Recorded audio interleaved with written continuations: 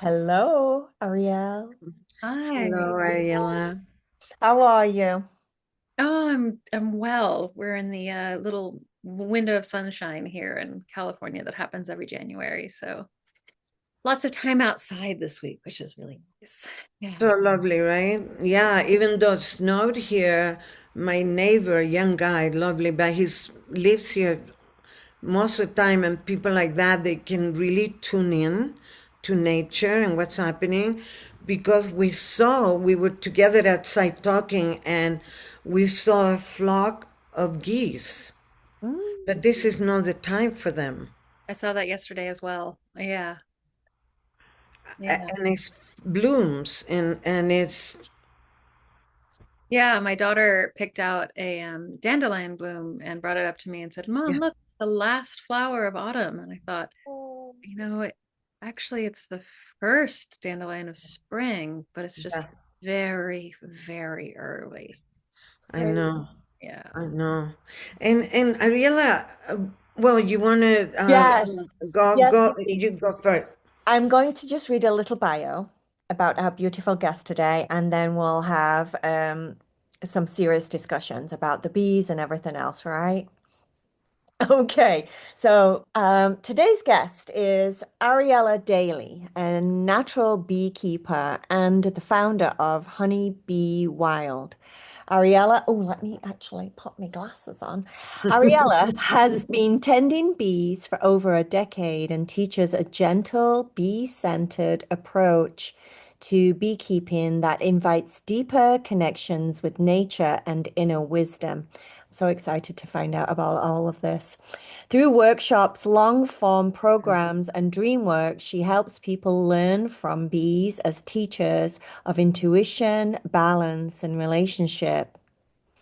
Ariella joins us from North Carolina, where she lives with her daughter and continues to care for her hives. So, welcome so much, Ariella. Thank you. We're really honored to have you on our podcast. It's Northern California. It's Northern California. Yeah. Oh, not North Carolina. Okay, It's well, welcome. I'm very dyslexic. Yes. Yes, it's it's all so good. interesting why that happened, right? Who knows what the connection? Are you supposed to be from North Carolina? North Carolina has a lot of bee stuff. Yeah, that's great. It's all good. We're in the same state actually right Yeah. now. Yay! Yeah. Ariella, what brought you to love these incredible beings? Mm. I love them so very much.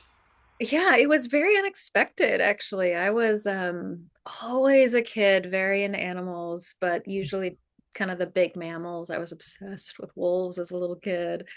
Um, but I got into anthropology and through that started studying ancient cultures and women's mysteries and women's traditions and women's spirituality.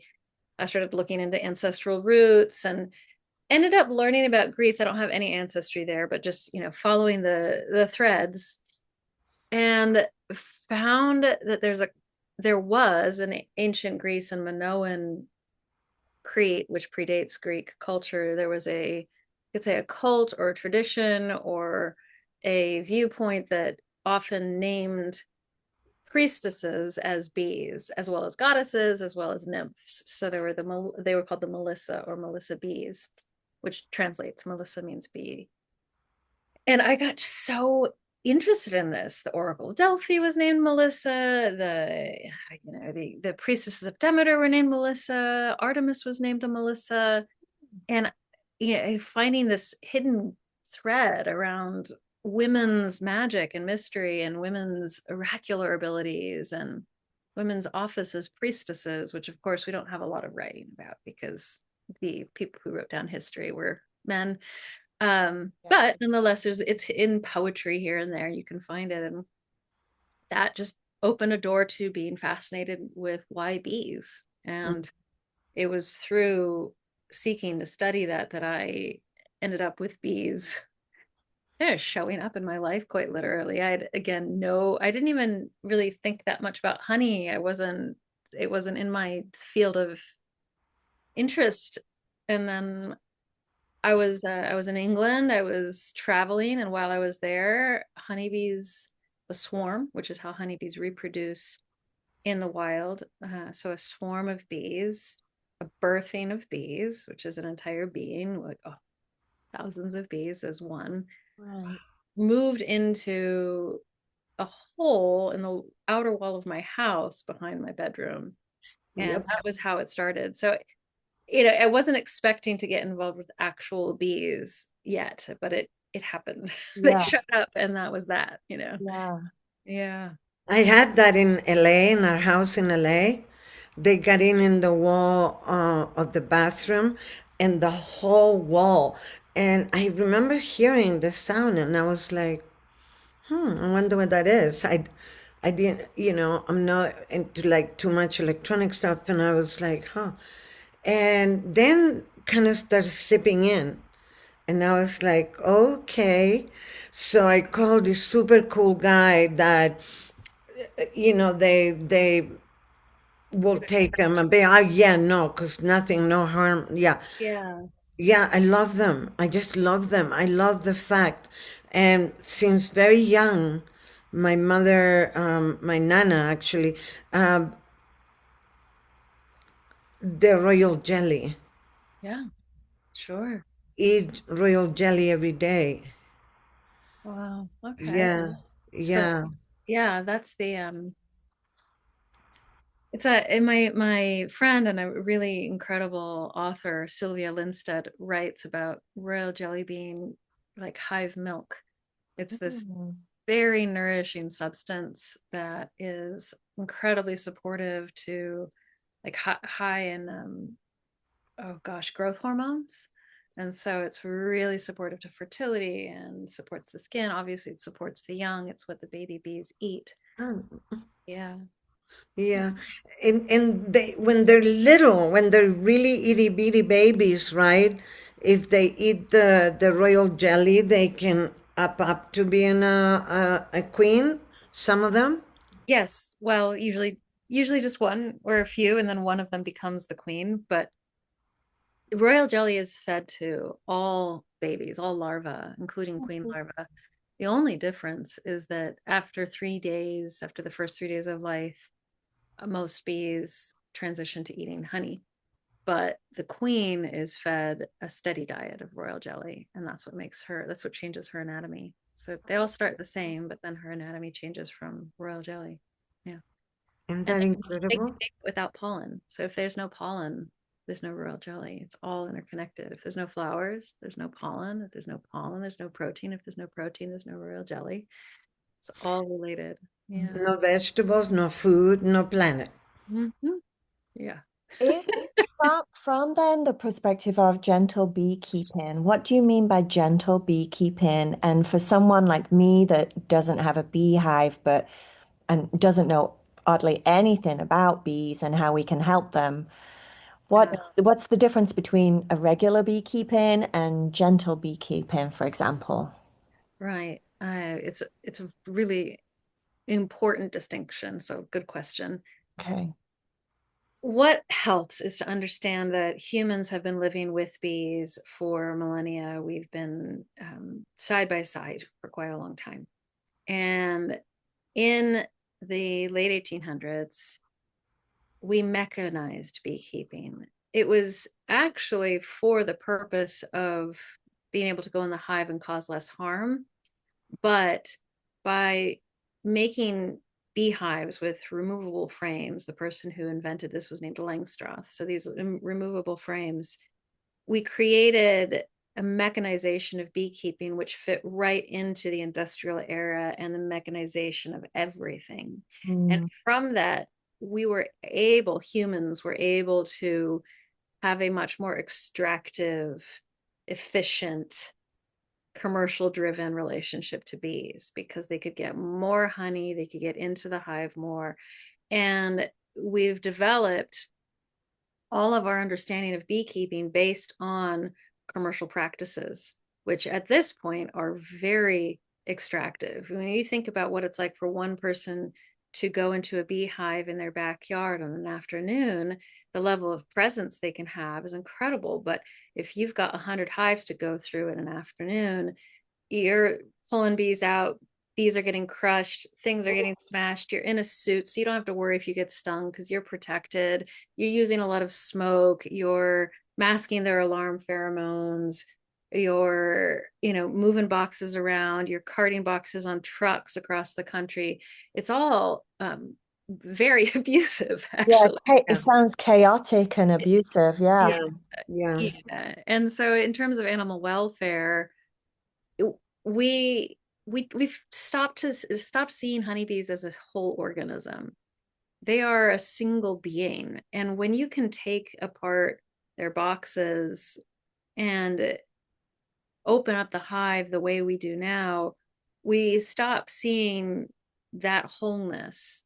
And that wholeness is, it's actually very akin to a mammalian womb, in the sense that that interior, the hive itself, centers around the brood of the babies. So they are in service to this continual cycle of growth and expansion that follows the sun and the solstice and hits peak expansion at solstice time. And then the nest starts to condense as it goes into the winter, but it all centers around the brood. And in this way, the queen is in service to the hive. She's not the leader of the hive, she is the fertility of the hive. And so when we are doing things like going to the hive too quickly, or a really common practice is to kill off the queen and replace her with a young virgin queen every 6 months to 12 months. And so when you're a beekeeper like me, obviously that, like, you heard how that landed in your body when I said that, kill her off and replace her because she's going to be not as fertile, not as powerful, not as young and vibrant. It Wow. it's what we do to bees is such a reflection of how we see the earth and how we see the feminine. And it's so important to approach them with this mutual reciprocity. And so gentle beekeeping is really, we shouldn't have to name it that, Yeah, right? right. We Mm-hmm. shouldn't have to. If we Yeah. look at indigenous traditions, if we look at animist cultures, there's a mutual reciprocity there and a relational way of being. I mean, maybe I should rename it relational beekeeping. I don't know, because it's about who we are and who they are. And each hive has a different personality. Each hive has a different arc of life and what it's meant to do and be in its life. And they know you, they start to recognize you, they recognize who you are, to the point where, I've heard plenty of stories around one person who's gentle, and maybe they bring in somebody to do something and that person is not so gentle. Next time that person comes over, the bees go after them, but not, Yes. it just like crows, they have memory, they have this Yeah. ability to recognize Yes. your intention. And so, yeah, gentle beekeeping is really about being in relationship with your body, with the body of the bees.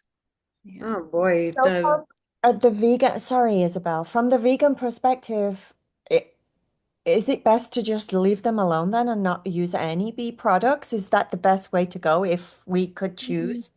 Or what's It's a your perspective? complex answer.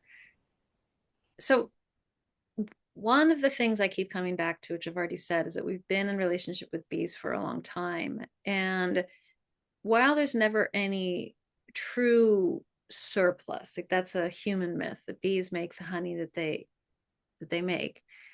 Um, there are ethical ways to take honey. The problem with, for instance, just seeing bees and honey is that harmful to the bees. And I don't take a lot of honey. I very rarely actually take honey, but nonetheless, like the problem is that we have to look at the whole system. So for Yeah.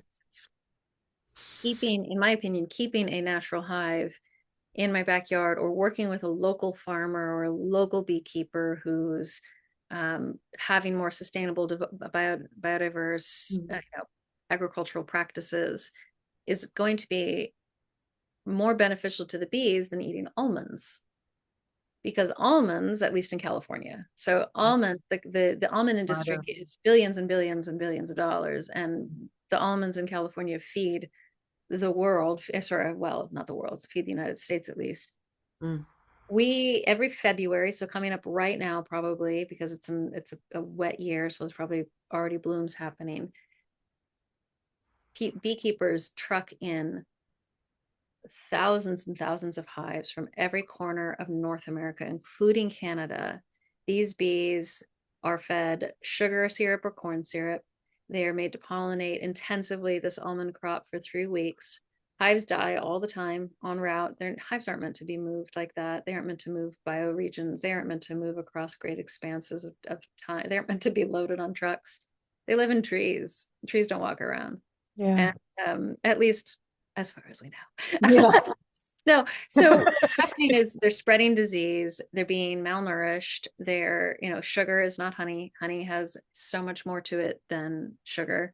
And they are drifting between hives, so they're passing diseases between each other, they're being stressed out.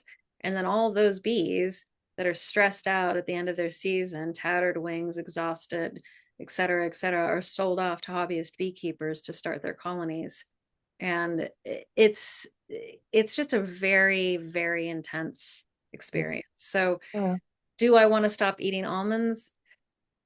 No, like, nuts are such a big part of vegan cultures, but it's pistachios, it's almonds, it's walnuts, it's all of them. Yeah. It's most extractive, harmful things to bees. So Yeah. it's not, it's Yeah. just a complex answer. I Yeah. know, right? I gotta say that studying, because we have catering company and we are fully biodegradable and green and all that bit. The water that the almonds use Yes. is overwhelming. The Yeah. amount of water that almonds trees use is the highest than beef. Yeah. Yeah. It's brutal amount of water that almond trees use. Mm. And I knew about what you just, and also a bee lives like 4 to 6 days, correct?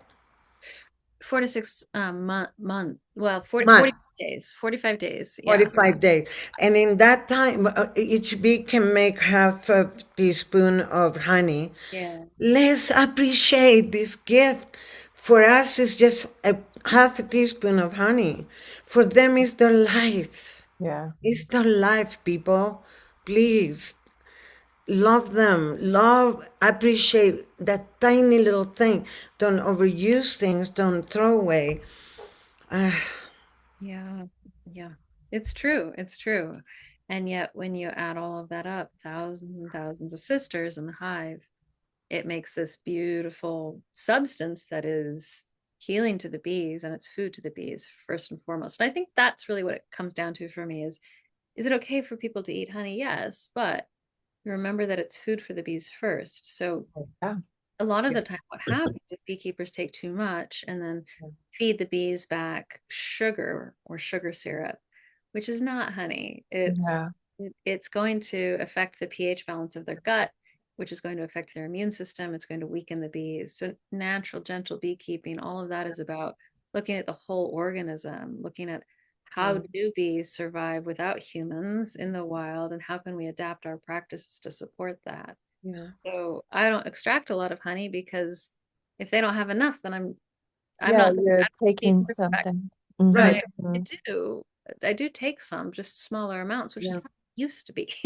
Right. Yeah. And also, it's like taking the milk of your baby and not leaving much and just giving them a jar of food.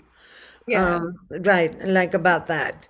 And I always, whatever I get is from very small, especially here in New Mexico, and it's so many different kinds of bees too, because people only think that the high bees are the ones, but it's so many, it's like 20,000 different kinds of, Yeah. Yeah. A lot of um, native pollinators, we call them, and solitary bees, mason bees.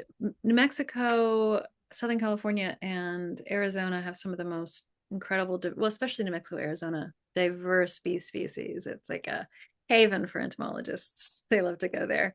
yeah. Yeah.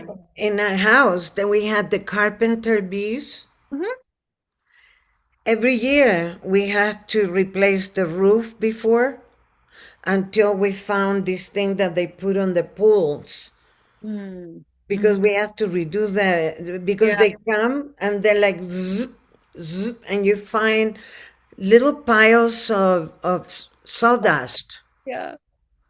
Yeah. And they have two little babies and they're alone. They're not hive bees. They're military bees. Yeah. Yeah. And so we love them. We never, bother them when they come in. They're there doing their thing, and it's you find all these little piles of, because they make little holes and they go and have their babies. Yeah, it's so many. What would you say, Ariella? It would be something that the viewers or people could contribute with to be able. That's why the education for me is so important.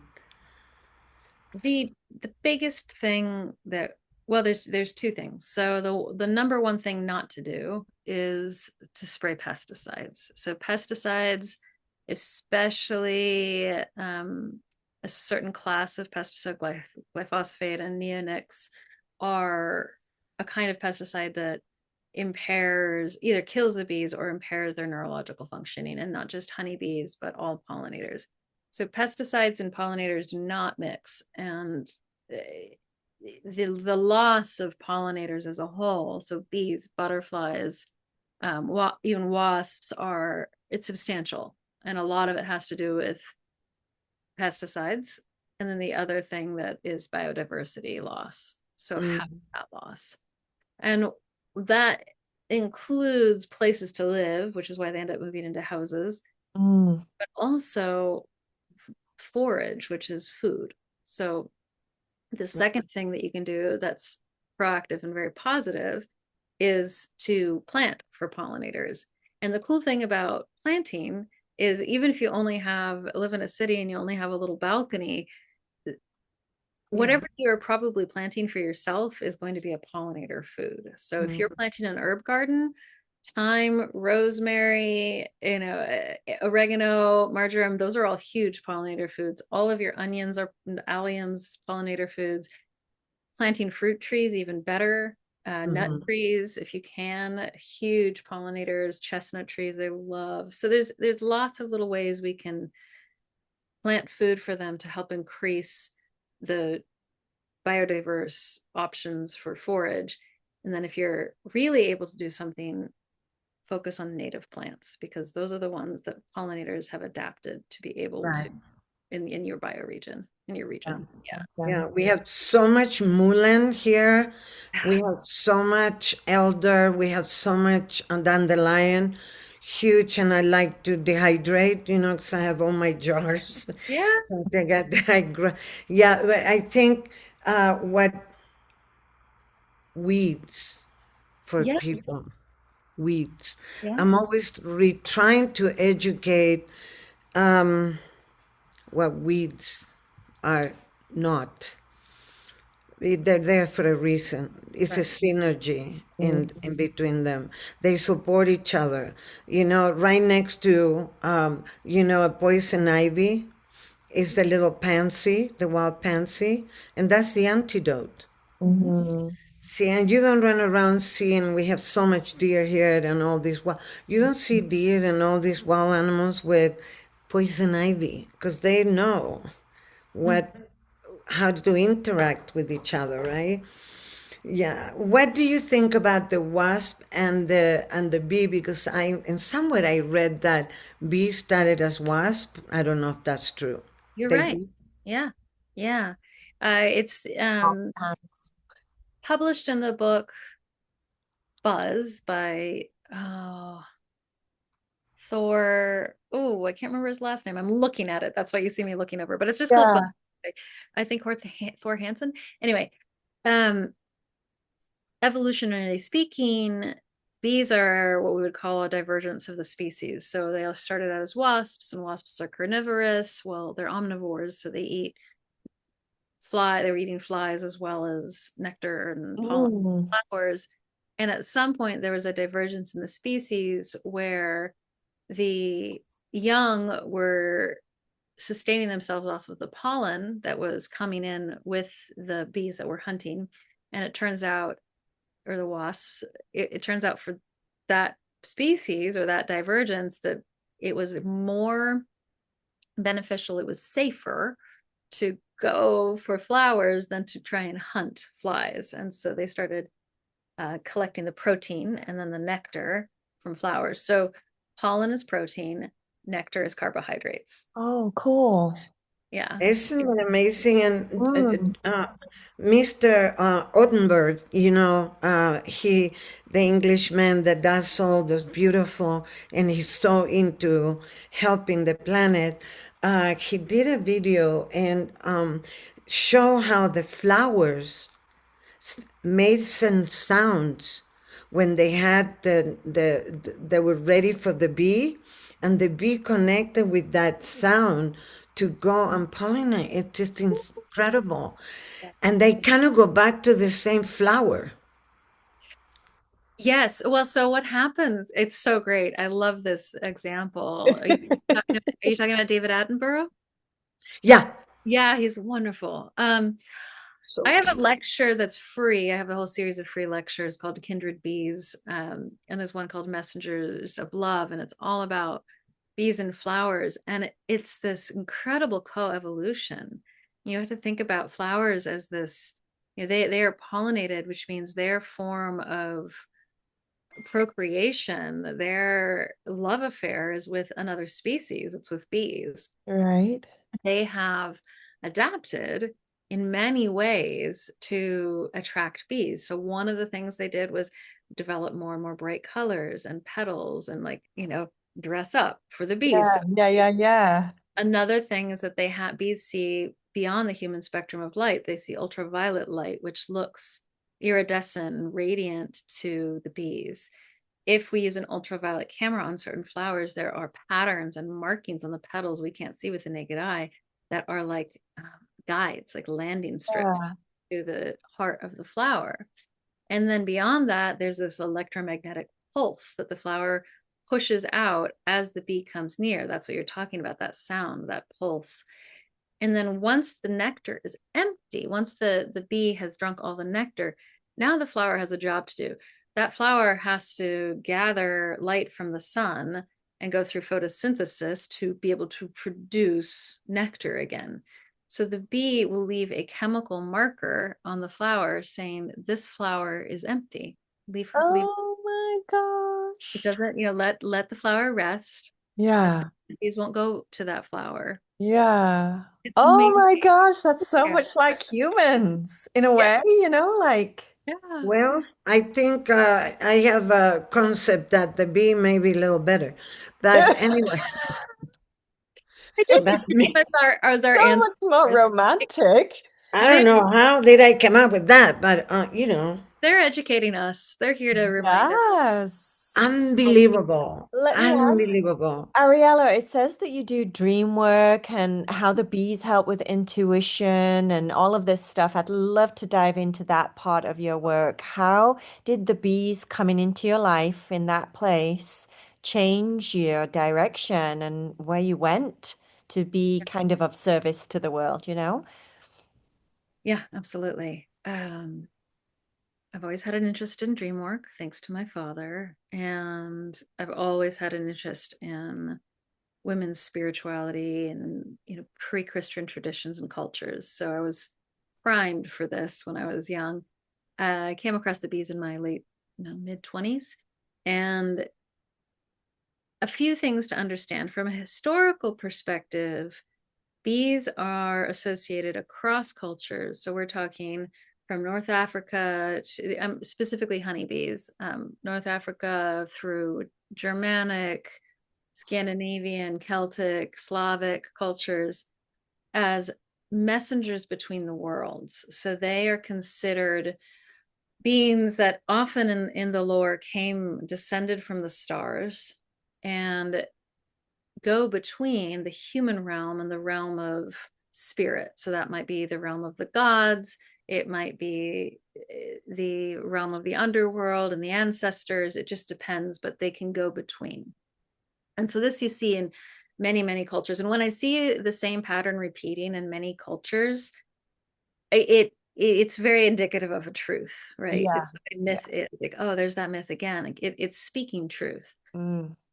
So why and how, though, is the question. We look at they're associated with prophecy. They're the Oracle of Delphi, the priestess who Mm. gave prophecy for over 1,000 years.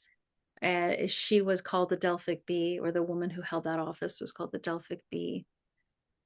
So these were areas I was already fascinated in, and then the bees came into it. And the thing about honeybees is that they are a number of individuals who live as one. They are a single organism.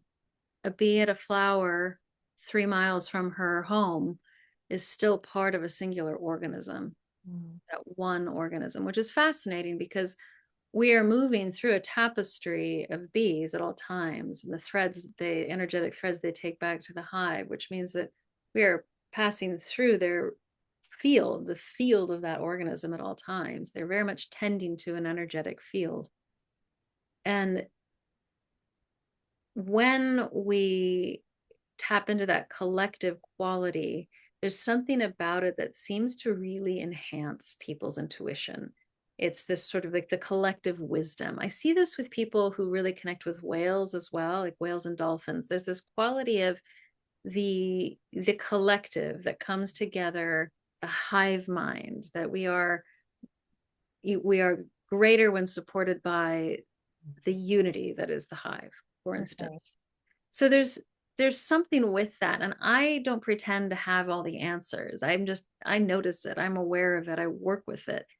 But when it comes to dreams, that was more of an initiatory experience with me. I started keeping bees at the same time that I had suffered a hospitalized miscarriage, and Mm.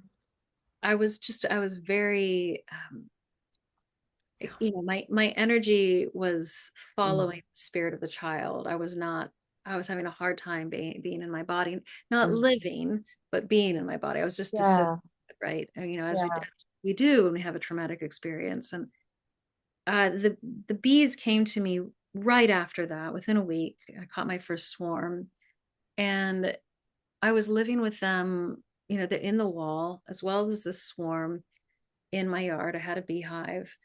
They were affecting my nervous system, calming me down, bringing me back into my body. And then Mm. these dreams started in the summer. And these dreams were, I've told this story many times, but these dreams were of black widows. And, yeah, I grew up in California. There's black widows, like that's part of it. But they were very specific. They were often involving being in a room with black widows. And then as the dreams progressed over a couple of weeks, the room got closer and closer to the ground. And the space I had to move in the room got smaller and smaller until I was having a dream where I was in a tunnel trying to get out of my house at the very base of the house towards the beehive. And I was surrounded by webbing from black widows. It was, a scary dream. Mm. But I woke up, and I said, "Oh my God, it's the bees. They've been trying to tell me." And I put my bee suit on because I knew that I was going to go into the hive for a very different reason than typical. I don't always wear a suit. Yeah. Gloves on, went in, and sure enough, a black widow had moved into the hive and had taken over like 2/3 of the hive. The bees were cramped in this tiny space. Oh. And the reason they couldn't go into the back of the hive was because the webbing was so big and strong all over the hive that if they went, they'd get stuck. And so they were literally cramped in this Oh, tiny space. And I gosh. just had that moment of like, when you wake up with that intuitive hit, I'm like, oh, this is what it is. Like they were telling me this whole time, we have a spider in the hive, we have a predator in the hive. I mean, in all respect to the lady, lady of the night, I appreciate that, Yeah. but it was not a good home for her to be in there with the bees. It wasn't a mutually beneficial situation. Yeah. So I had to remove the black widow so that the bees could expand their nest. They would Mm. have perished without having full access to their honey and everything. It was incredible.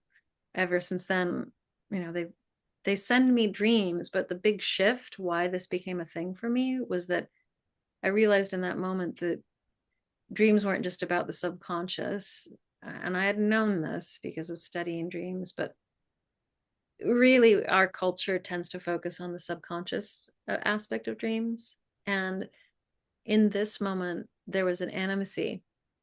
There's a relational quality there that, what if we dream with versus of? What if we dream with the spirit of a hive? What if we dream with the spirit of the whales? What if we dream with the spirit of the earth? And that changed everything for me. So that's Yeah.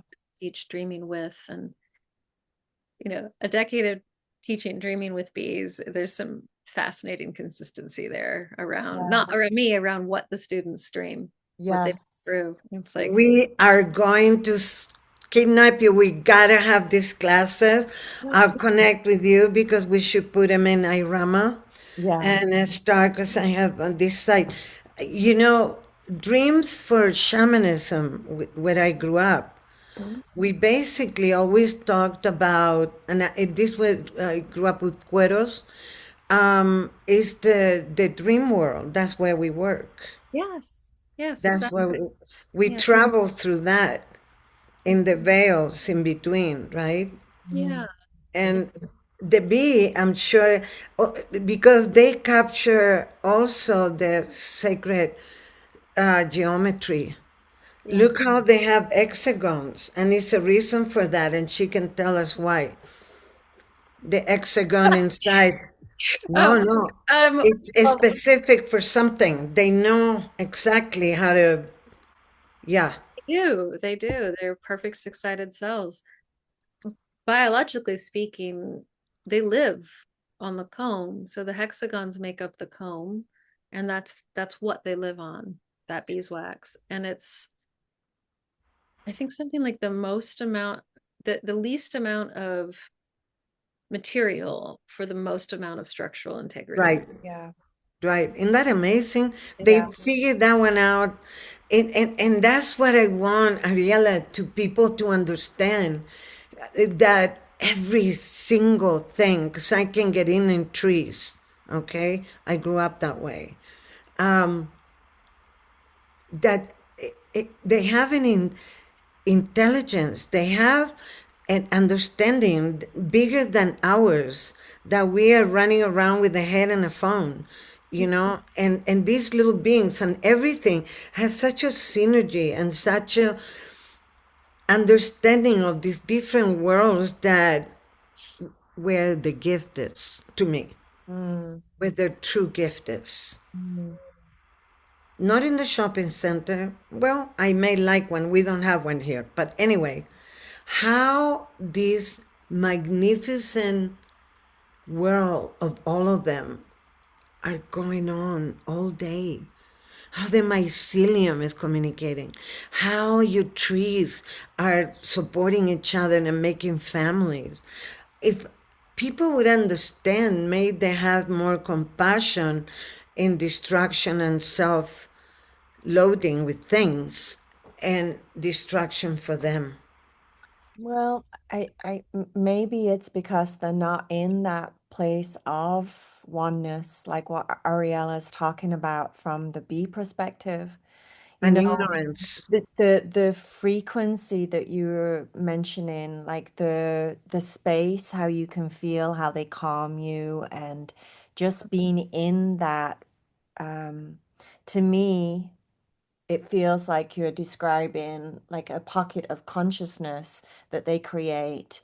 And within that, maybe we're more connected to source when you're allowed in that sacred space that they create, maybe Yeah. that's when we're more connected to source. And I think, Isabel, what you're saying is people are so disconnected from that, right?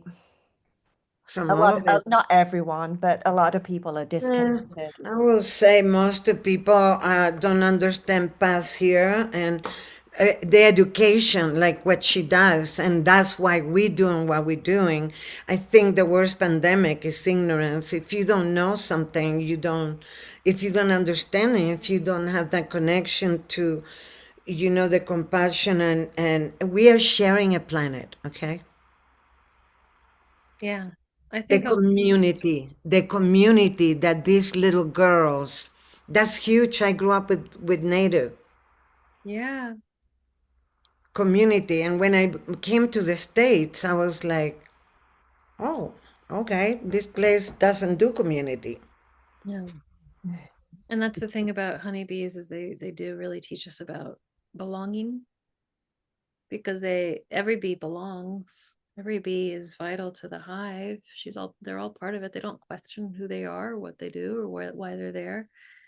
They have purpose. That purpose changes throughout their life. Right. And their organization for everything, It's from the impeccable. drones Yeah. to, and they're brilliant because in the world, guys are being seen so like indispensable. To me, they're not so much. And in their world, it's very clear: you made, you done. Mhm. Like Yeah. the They function spider. a very different role than male species in other species. But they mate and they're done. Yes, they die when they mate, and they mate with queens from other colonies. And they have a shorter lifespan than the female bees. They only last a few weeks in the summer, but when the hive is at its peak, it's at its peak when there are drones in the colony, and part of that is because they sing, they hum. Ah. Yeah, they don't have stingers, so they can't inflict any pain. They're very sensitive, they're very delicate, and they hum to the brood nest. So they have a way of their song actually motivates the female bees to be out in the field foraging and helps the gestating bees, the baby bees, as they're coming into this community. And then the other thing that the males do, which I think is fascinating, is that they leave their hive and they'll meet up with a bunch of other drones and they'll go together as a group from different colonies. They'll go visit other colonies. Now, a female bee can't go to another beehive because they'll smell her and they'll keep her out. They don't let other female bees in other colonies because they don't want her to steal their honey because she might. Male bees are allowed to go in and meet this colony, get the sense of this colony, and then come back, and they bring back this information to the hive, and it tells their home, how are the other bees in the region, and is anybody sick, and oh, if they're sick with this disease, we better go get this medicine from this tree and bring it into our hive. But it's part of this greater nervous system of these entities, these bees, all interweaving a very different relationship to, males in the modern era. Yeah. Yeah, they're amazing. I'll say, So, because most of the chicks I know, they're racing guys. I'm like, okay. from all that you mentioned, and when I was reading in your bio, it said that there's so many lessons that we can learn from the bees. For you in particularly, what do you think is like one of the biggest lessons for your life so far that you've learned from them? Hmm. That we can be in relationship with beings that don't talk back to us, that we can have really meaningful relationships with nature, specific aspects of nature. I think that's incredible. It's like remembering, we all have this Yeah. in our bones and our ancestry. Mutual reciprocity, I've mentioned that already, is a big one. um I think the biggest one though is what bees have taught me about death. Mm. Okay. Yeah, I met them through a death process, through a miscarriage, and Yeah. bees are associated with death, actually. They're associated with abundance and fertility and love and eros and all of that. But they're also strongly associated with death. They're considered psychopomps, which is you know, spirit beings that can help bring someone who's passed on from this world, physical world, to the next place. Um, Bees are dying a lot. They die all the time. They are letting us know that the world we live in is not sustainable to Mm-hmm. life, and they keep dying, and we keep trying to come up with chemical treatments to save them from various things, and they keep trying to tell us like, that's not going to work. Mm. You got to change how you keep bees, which means you have to change how you do food, which means you have to change how you relate to space and people and community. It's this huge shift that is needed. um, but they, in their dying again and again, I keep having the same message over and over. Is just like, you don't understand yet. It's okay. You don't understand what's actually happening with us. Like, we're not sad. We're okay. We're just shape shifting. And that's really helped when I've gone through, you know, losses in my life, is to, they seem to really show up around times of loss. And I'm not the only one. They get it. I don't know how to explain it. I'm not doing a very good job, but they have changed how I experience and perceive death. Mm. Interesting. Yeah.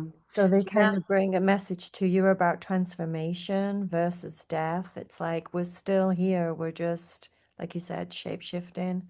Yeah. Humans, like we're still here, but we're just transitioning into another form, kind of thing.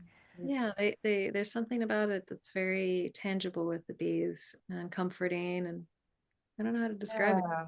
But yes. There's an amazing to me, and there's so much to them. There's so much to, for me, their community and their focus in productivity to sustain each other.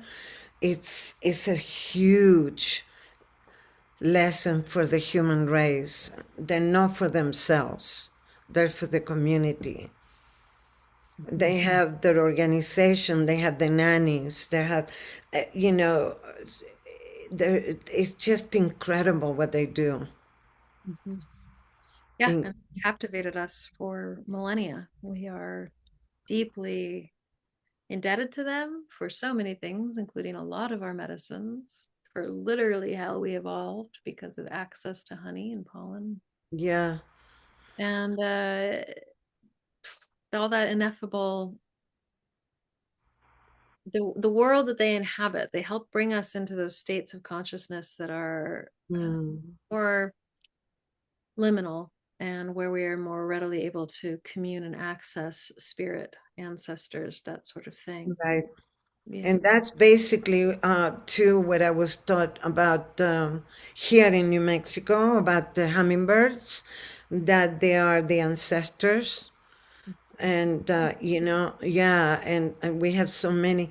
For me, your work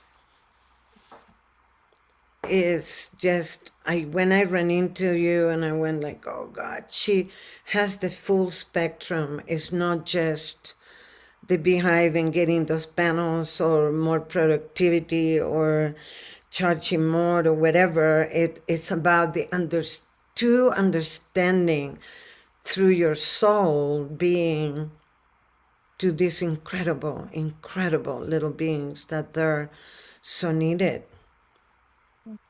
So needed, because making them in a lab or all that sort of bit is like, oh gosh, you know It's um scary what humans get up to, Yeah. you know? Just Like, so much, if we just turned our attention towards all the resources we've come up with for sustainable action, instead we're trying to make bees in labs. Like, what if we, yeah, right. they make everything like babies, sheep, all kinds of stuff. The thing is that it feels like to me, I don't know if I'm correct, that it's more of a male thinking than a women thinking in that matter. And I was very good friends with Jane Goodall, oh, and we were doing a work. Yeah, now they're gonna come in to do a podcast with us. And I was working with her that day that she didn't wake up.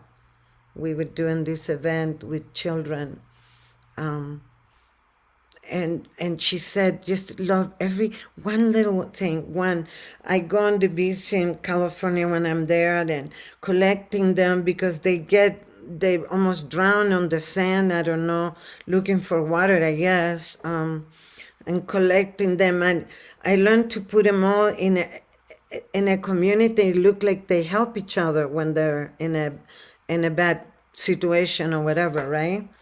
Yeah. Yeah. I don't know if anybody told you, but you have fairy ears. Sorry, I'm laughing because I've been told. Look, Yeah, I'm aware. Yeah. Oh my God, Isabel, I didn't know you had them too. Jenna was born with just one, and I told her it's because she's part fairy. She Right? yeah. could, yeah. Look, Oh my gosh, I didn't know Oh, you had them wow. hiding in there. Look at you two fairies, you. fairy ears. And that's when we come from the fairy world. Yeah, yeah. We are very connected and we came here to do something. And Ariella knows that deep inside. Yeah. We had a guest here called Matthew Wood. Yeah. And Matthew is a good friend, and he is from the fairyland too. And Yeah. it's all involved in this. The more of us that, because now we back on right now, really strong. All the priestesses and everybody and the fairies, we are back, Yeah. people. Mhm. No, it's true. It's been really evident the rise of that kind of consciousness is needed. Like, Mm. yeah. Yeah, and we back. We committed to that, and we on the job right now full time, and I'm so grateful. And we will get together to coordinate to have a whole page with your courses and that in I-Rama, and to be able to empower them. And I asked them in the middle of the night, I asked them, I said, bring forward all we need to know and support us so we can support you back and give you, better lifespan, some better, more conscious, more inner love for things that they deserve their space since we all sharing, right? Mm.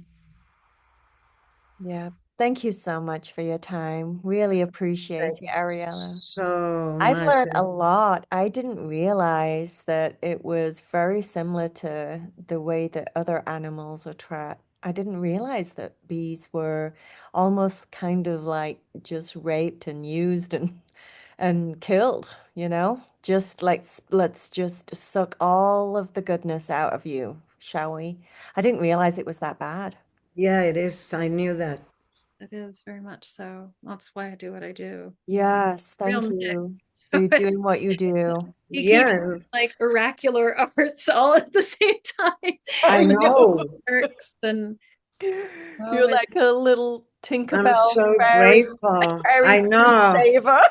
I know. Thank God. And now you got a little girl, right? I do, and she Yeah. is. It's we're raising her on stories. I know Corey, you tell stories every night. We do storytelling, and it's so important to bring the stories back in for kids. I Yeah. think Yeah.